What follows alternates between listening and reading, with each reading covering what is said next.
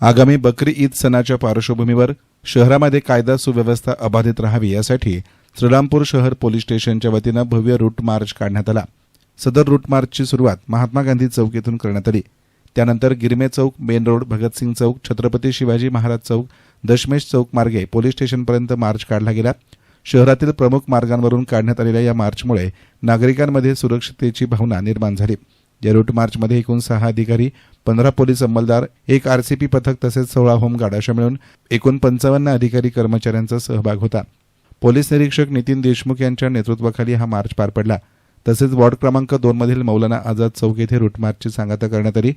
बकरी ईद सण शांततेत आणि उत्साहात साजरा करण्यासाठी नागरिकांनी सहकार्य करावं असं आवाहन यावेळी पोलीस प्रशासनाच्या वतीनं करण्यात आलं।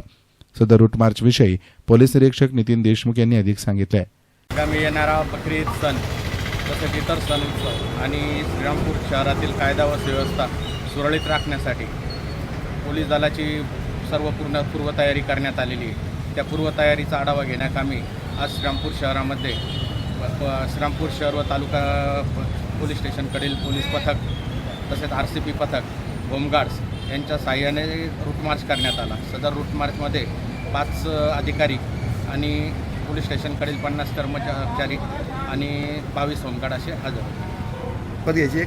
एकूणच श्रीरामपूर शहरामध्ये बकरी ईद शांततेत साजरी व्हावी यासाठी पोलीस प्रशासनानं पुढाकार घेतल्याचं दिसून येतं। यस्तान मीडियासाठी प्रतिनिधी युनुस इनामदार, श्रीरामपूर।